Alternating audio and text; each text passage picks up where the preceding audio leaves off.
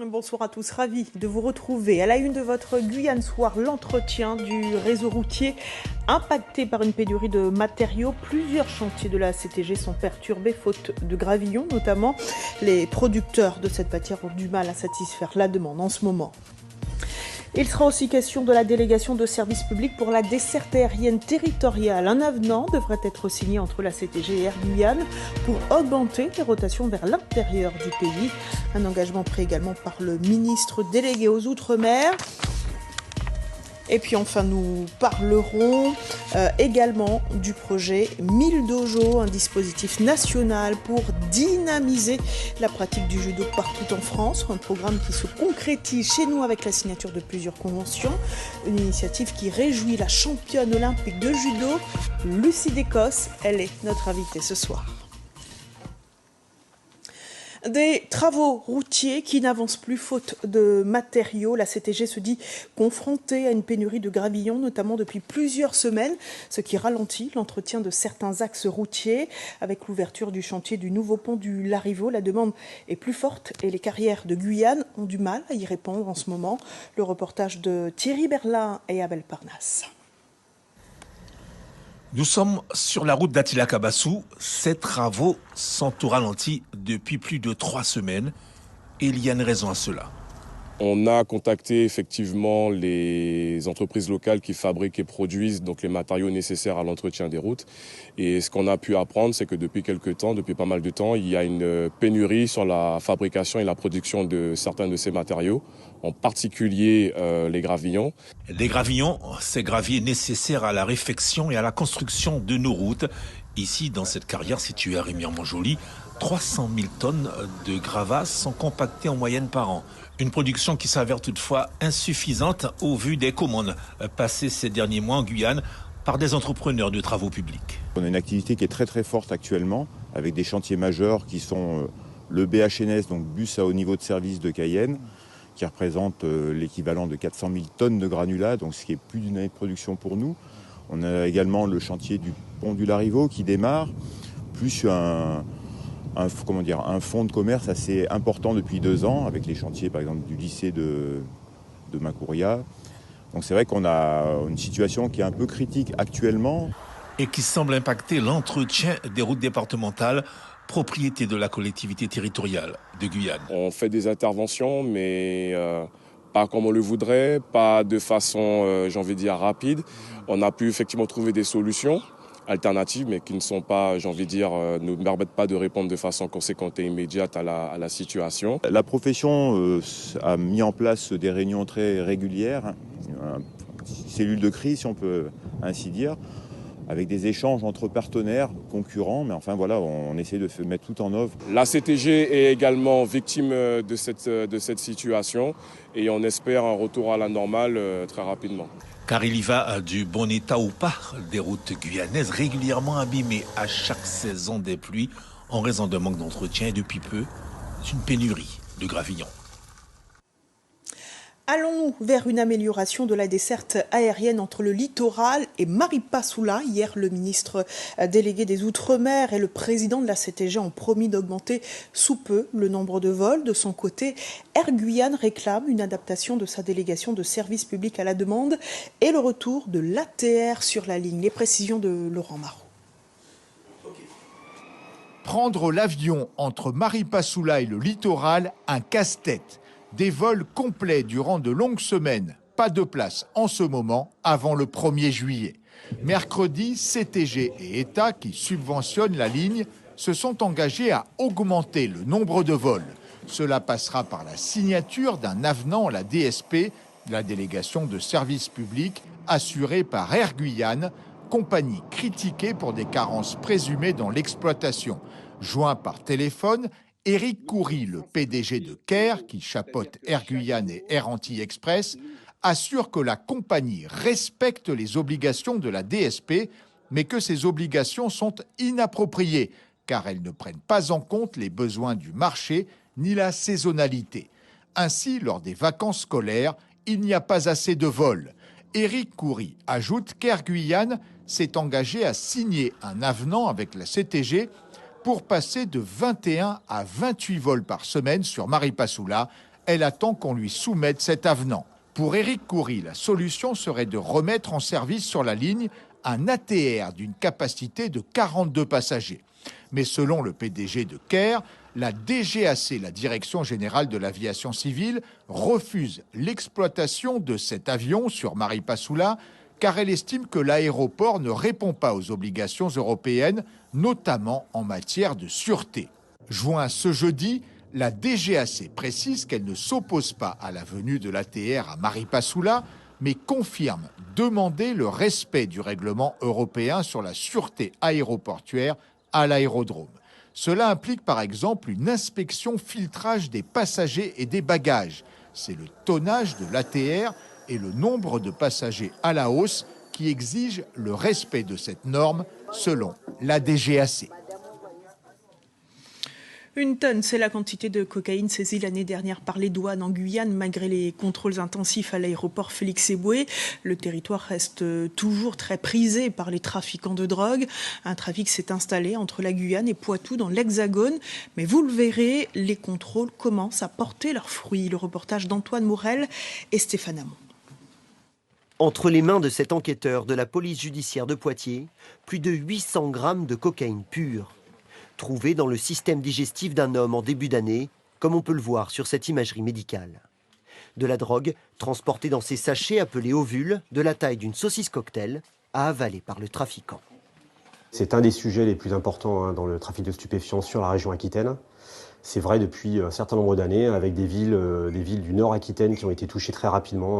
On a beaucoup parlé de Niort, de Poitiers en particulier. Ça s'est répandu sur le reste de la zone. Limoges a été touché, Bordeaux est également touché. Preuve de cet intense trafic, 18 mules guyanaises interceptées en 2022 en Vienne et Deux-Sèvres. Mais depuis peu, le voyage est perturbé. Car à 7000 km de là, à l'embarquement de l'aéroport Félix-Éboué, les contrôles douaniers s'intensifient enfin. 100% des passagers contrôlés, y compris avec ce scanner corporel. Ce que nous disent les aéroports parisiens, c'est que le nombre des mules qui arrivent à Orly, donc en provenance de Cayenne, est en très forte diminution. On a même eu des semaines sans mules contrôlées à l'arrivée à Orly. Oui. Avant ces contrôles renforcés, les liaisons entre la Guyane et le Poitou, via l'aéroport d'Orly, étaient une voie privilégiée pour les trafiquants. Acheter environ 6 000 € le kilo, la cocaïne peut rapporter 10 fois plus à la revente au détail dans l'Hexagone. L'attrait en cocaïne fait qu'il y a d'autres routes qui existent. Et si la route guyanaise venait à se tarir, il y a toujours la possibilité d'aller s'approvisionner auprès de narcotrafiquants en Espagne. Moins de mules interpellées, mais des mules plus aguerries, capables de changer plusieurs fois d'avion et d'aéroport à travers le monde avant d'atterrir en France. Place maintenant à l'actualité de nos voisins dans notre rubrique Amazonie. Océlia Cartes est avec nous. Bonsoir Océlia. Bonsoir Lélia. Alors on commence avec le Suriname. Total continue à asseoir son leadership en matière d'extraction pétrolière. C'est cela, et c'est sur son site internet que le fournisseur d'énergie annonce la signature de contrats de partage de production de 2 blocs avec Stratsoli, la compagnie nationale du Suriname. Cela veut dire en clair que le géant pétrolier français sera en charge de l'appui technique dans l'extraction pétrolière. Kevin McLean, le directeur d'exploration de Total Energy, indique que la compagnie se félicite de renforcer sa position d'opérateur au Suriname. Ces blocs sont situés au sud du domaine offshore, près du Guyana, avec donc plusieurs découvertes déjà effectuées dans cet endroit.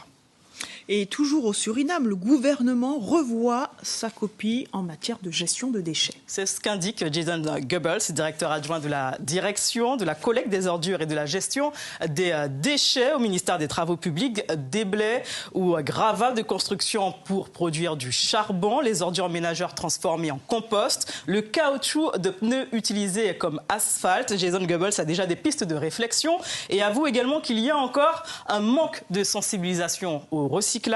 On apprend donc dans cet article du Suriname Herald que le gouvernement élabore actuellement un plan pour traiter différemment les détritus à la décharge d'Ornamibo en mettant l'accent sur la valorisation énergétique des déchets. Et pendant ce temps, au Guyana, tout un village amérindien est vent debout contre leur paillage. Expliquez-nous aussi. Chinese Landing concentre 225 habitants et est l'un des plus petits villages du Guyana, situé dans la région du Kuyani, plus petit village amérindien. C'est un accord signé en 19 1998 avec un riche homme d'affaires pour exploiter les sous-sols qui est dénoncé.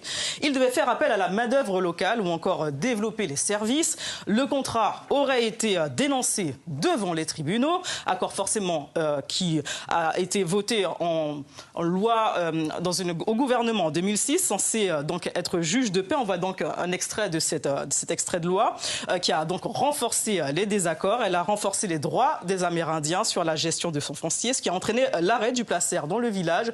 1998-2023, vous comprenez donc, Lélia, que c'est toute une décennie pour un combat qu'on dirait sans fin. Alors, autre problématique, mais cette fois au Suriname, on y retourne. Le gouvernement souhaite plus de représentativité autochtone au poste prestigieux. Et une question, Lélia, est-ce que ce visage vous dit quelque chose? Non, du tout. Bon, on comprend, il est jeune, c'est un député néo-démocrate, il est progressiste et souhaite changer de paradigme. Ebou Jones attire l'attention sur l'inégalité des chances en matière de développement des peuples autochtones lors du débat sur la loi relative aux droits collectifs des peuples autochtones et tribaux. C'était ce mardi. Seulement 5% du personnel enseignant est autochtone. Au sein du gouvernement, à l'exception d'un ministre, il y a peu de visibilité. À l'Assemblée nationale, il y a que 4 membres d'ascendance autochtone. Je cite le député Jones. Lorsque les femmes étaient invisibles, un cadre était fixé pour qu'un plus grand nombre de femmes occupent des postes. Pourquoi n'y a-t-il pas de politique pour les peuples indigènes?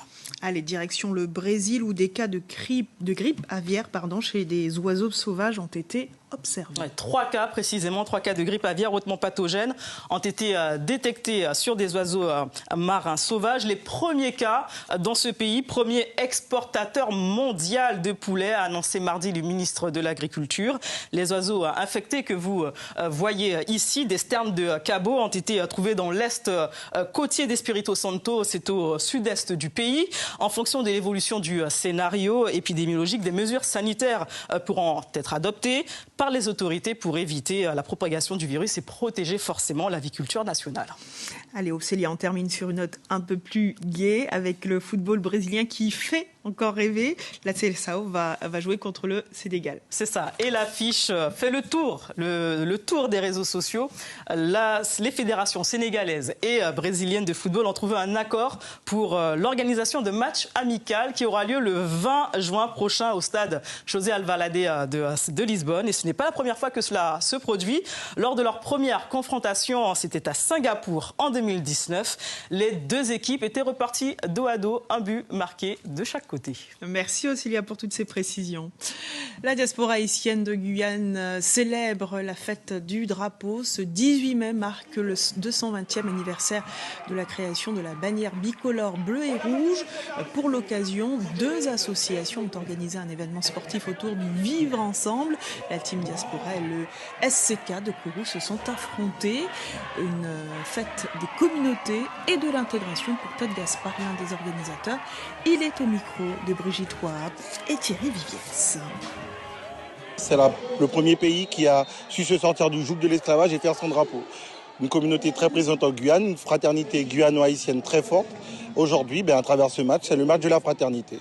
Les événements fédérateurs comme le sport, on arrive à se réunir, on arrive à jouer ensemble, on arrive à être en cohésion ensemble. Bien sûr que ça crée autre chose. En général, c'est parce qu'on ne connaît pas l'autre qu'on a peur de lui. Mais une fois qu'on commence à se connaître, qu'on commence à se côtoyer, les choses se détendent. 1000 dojos d'ici 2024 pour les JO de Paris. C'est le défi que s'est lancé la Fédération française de judo. Pour ce faire, elle identifie des lieux et des structures susceptibles d'accueillir des tatamis. Chez nous, 3 sites bénéficient déjà de ces structures de proximité. L'une d'entre elles a reçu la visite exceptionnelle de Lucie Descos, championne du monde et olympique, Thierry Merlin et Clotilde Séraphin-Georges. C'est bien pour le judo, nous c'est ce qu'on essaye de faire on va dire dans la diffusion de nos valeurs du judo et puis d'essayer de partager ça avec les plus petits. La fête du judo c'est beaucoup déjà d'enfants, ça démarre beaucoup avec des enfants. Et là c'est bien, c'est un peu de motricité, un peu de découverte du judo, ça fait plaisir. C'est important parce que c'est vrai que les clubs, en tout cas les clubs de judo, on essaye qu'ils soient implantés un petit peu partout. Et moi, ce projet-là, c'était déjà il y a 20 ans avec Eric Emmanuel. Et ça m'a tout de suite plu. Et quand je vois l'évolution du club aujourd'hui, où il a presque plus de 400 licenciés, franchement, c'est énorme. Bravo, bravo. Et depuis 5 jours, une douzaine de stagiaires suivent une formation pour devenir professeurs de judo. Ils doivent obtenir le CQPK moniteur d'arts martiaux. Pour cela, ces stagiaires sont encadrés par plusieurs formateurs. L'objectif est de former les actuels bénévoles pour permettre le développement du judo en Guyane. Hervé Fillon, responsable de la formation, est au micro de Brigitte Wap et Abel Parnasse. On a eu 28 personnes qui se sont proposées pour venir passer ce CQP. Donc c'est un vrai succès en termes de nombre de personnes.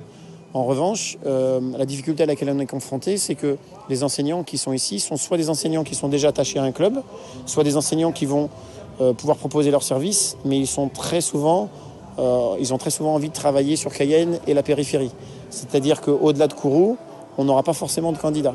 Et nous, on a besoin de développer aussi les clubs dans ces zones-là, dans les communes excentrées, dans les villes de l'intérieur. Et donc là, on est en train de voir avec la Fédération française de judo et la Ligue de Guyane de judo pour mettre en place un partenariat avec la métropole. Et revenons sur cette visite de Lucie d'Écosse, le reportage de Thierry Merlin et Clotilde Séraphin-Georges.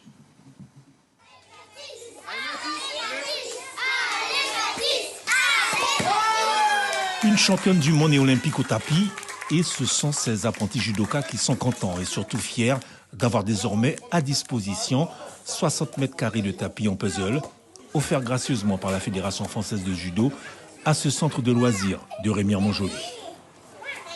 Nous, étant donné que toute l'année nous faisons des accueils collectifs de mineurs et on fait découvrir aux enfants différentes activités, comme ça quand ils grandissent, ils savent ce qu'ils veulent faire. Et nous on s'est dit pourquoi pas le judo puisqu'ils n'en font pas. Et donc le projet est parti de comme cela en fait. Et cette opération 1000 Dojo a avant tout un double objectif, renforcer et développer la pratique de la discipline sur le département. Le but du jeu, c'est de développer le judo en Guyane, d'avoir le maximum de licenciés possible. Et le projet 1000 Dojo nous aide beaucoup parce que ça permet de développer l'activité des clubs, également la formation pour avoir de nouveaux professeurs de judo.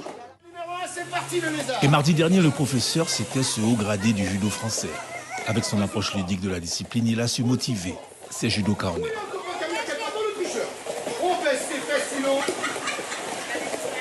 L'idée, l'objectif, c'était dans un premier temps de la faire aborder, on va dire, différents déplacements, différentes attitudes qu'on peut retrouver dans le combat de judo ou même dans l'apprentissage du judo. Et puis avec ce petit jeu final à la fin où chacun, les uns les autres, doivent s'attraper, on introduit aussi à la notion de contact, de contrôle, de sécurité et de faire attention à l'autre. Je tape très fort. Et ensuite, je reviens à toi. J'ai fait du judo et c'était trop bien. Et après, j'ai joué. On a fait des animaux, on n'a pas fait de combat. D'accord. Et après, qu'est-ce que vous avez fait encore? On a essayé de faire question fond. Je me mets sur la plaque. Après, je pense qu'on va faire un autre. Et j'ai commencé toute petite comme ça. J'avais 6 ans. Donc j'ai commencé le judo à 6 ans. Et après, j'en ai fait... C'est bien pour le judo. Nous, c'est ce qu'on essaye de faire, on va dire, dans la diffusion de nos valeurs du judo. Et puis d'essayer de partager ça avec les plus petits. La fête du judo, c'est beaucoup déjà d'enfants. Ça démarre beaucoup avec des enfants. Et là, c'est bien, c'est un peu de motricité, un peu de découverte du judo, ça fait plaisir. Pour le seul département de la Guyane, ce sont 20 à 30 mini-dojos de ce type qui devraient être installés, et cela jusqu'aux Jeux Olympiques de Paris 2024.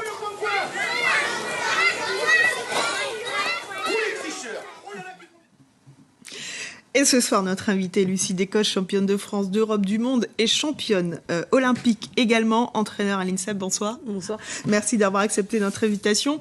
Alors, vous avez quitté la Guyane depuis plusieurs années, mais vous avez finalement toujours un œil sur ce qui se passe sur les tatamis guyanais. La Ligue de Guyane de judo est passée de 1164 licenciés en 2022 à près de 1500 en 2023. Il y a un certain engouement. Quel regard vous portez sur la pratique et sur le niveau du judo en Guyane aujourd'hui ?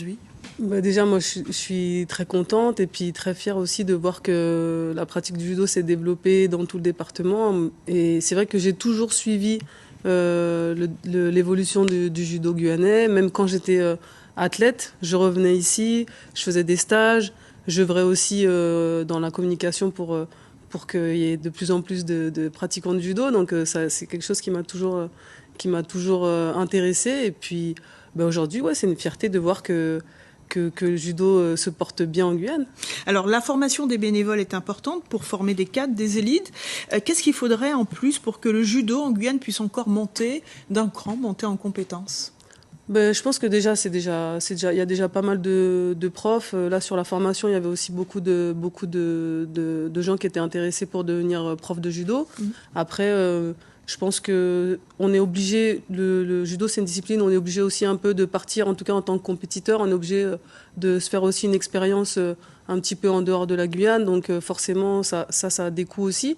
Donc je pense que ça c'est une des principales choses qui pourrait aussi faire progresser, c'est que à la fois les enseignants puissent suivre des formations en dehors de la Guyane et puis que les compétiteurs aussi puissent avoir de l'opposition, même si aujourd'hui il y a déjà pas mal de compétitions au Suriname, au Brésil, mais multiplier ça et puis faire encore plus de sorties.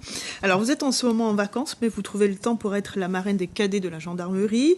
Il vous arrive aussi d'appeler les parents d'une judokate prometteuse et de passer les voir alors que tout le monde est déjà en pyjama.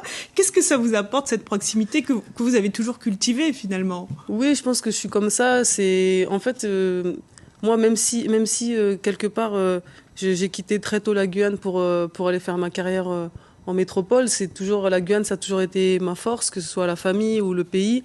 Et donc c'est aussi un peu ma façon de redonner tout ça. J'ai toujours été comme ça et c'est vrai que débarquer chez les gens la nuit pour rencontrer une petite judokate, ils avaient l'air contents, mais c'est vrai que je le fais pas tous les jours. Mais en tout cas, moi, ça me fait plaisir. Je sais que ça fait plaisir aussi.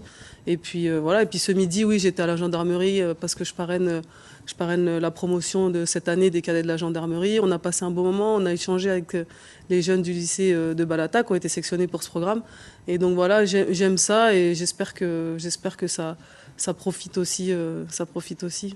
Alors, vous êtes entraîneur national de la Fédération française d'un petit groupe. Entraîner, est-ce que c'était finalement une suite logique pour vous ? Pas tellement, parce qu'en fait, à chaque fois qu'on me posait la question « Est-ce que tu veux être entraîneur quand tu vas arrêter ?»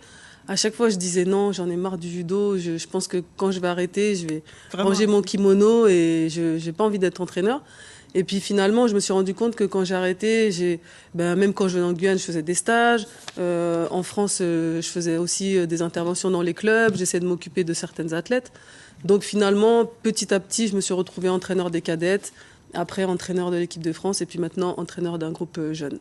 Alors, dans un an, les JO de Paris, de quelle manière vous allez prendre part à cette grande fête olympique ?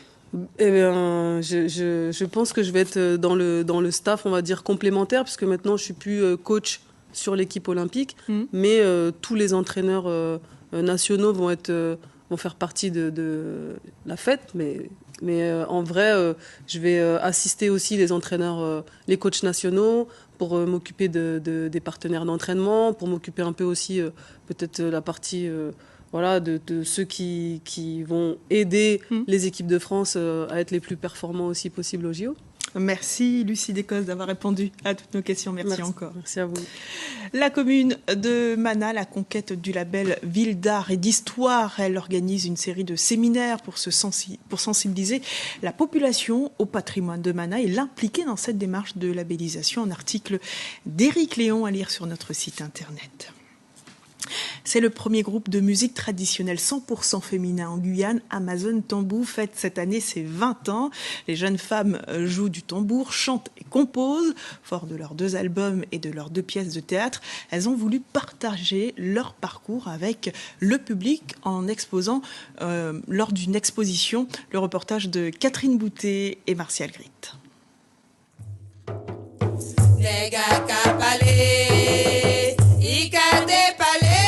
Elles sont désormais incontournables sur les scènes guyanaises ou les plateaux télé.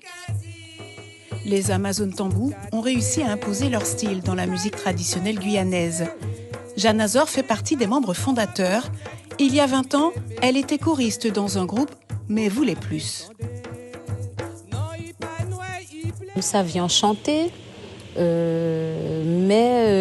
il nous manquait quelque chose. Et de ce fait, on s'est dit, bon, allez, on va créer un groupe de femmes, uniquement de femmes, et charge à nous d'aller apprendre à jouer du tambour, parce que on ne savait pas du tout jouer de cet instrument. On s'est essayé au théâtre, on a écrit nos propres textes, et ça, c'est vraiment la force d'Amazon Tambour.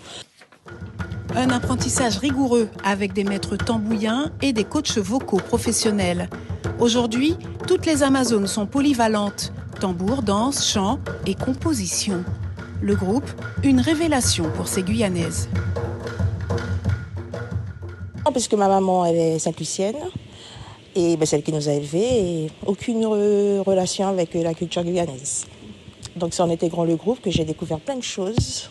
Le tambour, les chansons, tout plein de choses sur la Guyane. Je ne pensais même pas que j'avais cette capacité d'écriture. Donc, vous voyez, ça m'a permis également de sortir de ma zone de confort, de me découvrir. Leurs compositions ont enrichi le patrimoine musical guyanais de 26 titres et 2 albums. Cette exposition, un voyage à travers 2 décennies. Amazon Tambour, ce n'est pas que du tambour et des prestations. Donc nous avons eu l'occasion de faire 2 pièces de théâtre, un concert à l'Ancre, à guichet fermé. Et puis le tout dernier projet, effectivement, donc on ouvre plus vers la transmission, donc dans les écoles. Et on a sorti le livret avec les comptines. Donc il y a à destination des enseignants, des parents et de tout public en fait.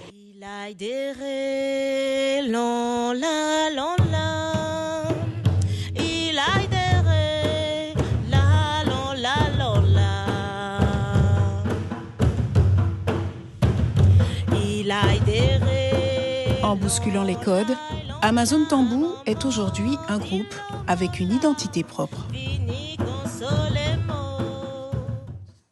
Une exposition à voir jusqu'au 20 mai à la salle Nora Légendrie à l'EPCC Les Trois Fleuves. Voilà, c'est la fin de ce journal. Merci de l'avoir suivi. Retour de l'info en radio dès 5h. L'info est aussi, on continue sur notre site internet. Demain à cette même place, Nickerson Perdis. Belle soirée. L'info continue sur les réseaux sociaux et sur notre site internet, lapremière.fr. L'information continue sur notre site guyane.lapremière.fr. Scannez ou flashez le QR code pour suivre toute l'actualité de la Guyane.